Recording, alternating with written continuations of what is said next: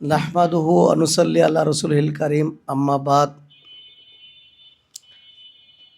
Professor doctor H M Yahya Rahman স্যারের জীবন ও কর্ম শীর্ষক আলোচনা সভা ও দোয়া অনুষ্ঠানের সম্মানিত সভাপতি, আমাদের Islamic university al Quran and Islamic studies ডিপার্টমেন্টের সাবেক চেয়ারম্যান, ডিন এবং পরিচিত যশস্বী professor doctor H M Taher Ahmed Taher sir, এবং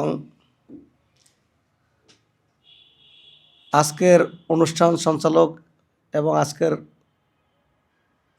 অতিথিবৃন্দ এবং সুধী,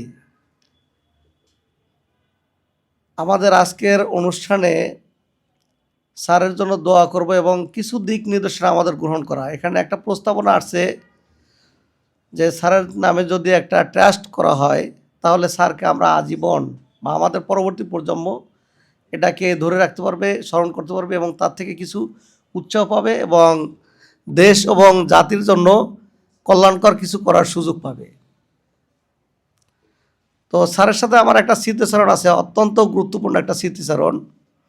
আমার সাথে ঢাকা ভার্সিটির প্রফেসর ডক্টর আফামা আবু বকর সিদ্দিক স্যারের একটা স্পিরিচুয়াল কানেকশন ছিল।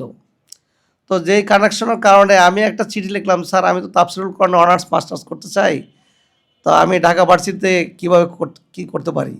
তো স্যার আমাকে একটা চিঠির উত্তর দিলেন যে ঢাকা ভার্সিটিতে আল কোরআন নেই, এখানে তাফসিরুল কোরআন করা যাবে না। তাফসিরুল কোরআন বলতে ইসলামিক ইউনিভার্সিটিতে আল কোরআন আছে, ওখানে এটা তাফসিরুল কোরআন।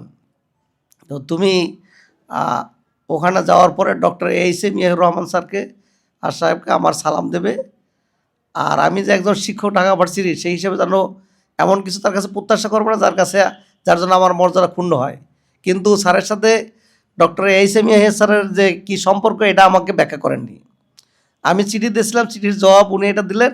পরে আমি ওই চিঠির সূত্র ধরে আমি 1994 সালে 94-95 সেশনের আগেই ভর্তির আগে আমি গেলাম ইউনিভার্সিটিতে। যাওয়ার পরে ফ্যাকাল্টি খুঁজে নিচতলায় স্যারের রুম ছিল, তা আমি নিচতলা যে গেটে দরজা যেয়ে সালাম দিলাম। তখন আমি তো মাদ্রাসা পড়তাম, মাদ্রাসার থেকে সেই হিসাবে স্যার সম্বোধনটা আমি যে হুজুর, তার কারণ মাদ্রাসা যারা পড়াশোনা করে আলেম ওলামা তাদেরকে হুজুর সম্বোধন করে। তখন আমি যে বললাম যে হুজুর আমি কি আসতে পারি ভিতরে? তো বললো হ্যাঁ ঠিক আছে আসো। তা আমি যখন ভিতরে ঢুকলাম, ঢোকার সাথে সাথে আমি সালাম দিয়ে বললাম, হুজুর আমাকে তো ঢাকা ভার্সিটির প্রফেসর ডক্টর আফামা আবু বকর সিদ্দিক হুজুর পাঠাইছেন। এই কথা বলার সাথে সাথে দেখলাম যে স্যার চেয়ার থেকে উঠে সে পাগল পড়া হয়ে গেছে, আমাকে এসে বুকে জড়াই দিলেন। তোমাকে ডক্টর আফামা আবু বকর সিদ্দিক স্যার, আমার স্যার তোমাকে পাঠাইছেন। এরপরে যাই হোক, এরপরে আবার এই খালা ইসের হাসানের বড় ভগ্নিপতি আমিনুল ভাই, তো ওই সময় তো সিনিয়র ছিল, তা আমিনুল ভাইকে বললো যে আমিনুল তুমি ওকে রুমে নিয়ে যাতে ইউনিভার্সিটিতে চান্স পায় সে ব্যবস্থা করো।